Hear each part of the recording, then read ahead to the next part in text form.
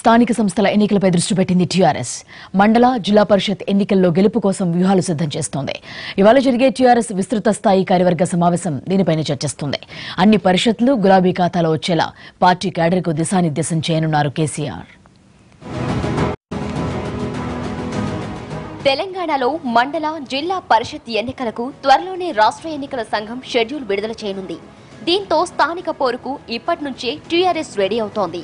తెలంగాణ భవన్లో ఇవాళ పార్టీ విస్తృత స్థాయి కార్యవర్గ సమావేశం నిర్వహిస్తోంది.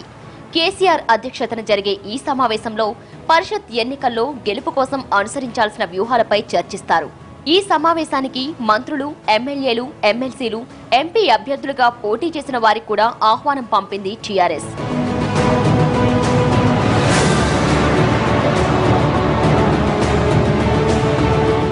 టీఆర్ఎస్ అధికారంలోకి వచ్చిన తర్వాత మొదటిసారి ఆ పార్టీ పరిషత్ ఎన్నికలను ఎదుర్కొంటోంది. దీంతో వీటిని ప్రతిష్టాత్మకంగా తీసుకున్న ఆ పార్టీ గెలుపు వ్యూహాలపై కసరత్తు చేస్తోంది.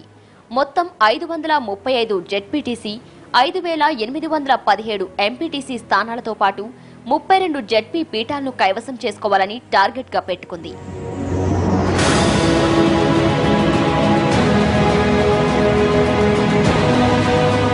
ఇప్పటికే కేటీఆర్ పార్టీ కార్యదర్శులతో సమావేశంలో లక్ష్యాలను నిర్దేశించారు.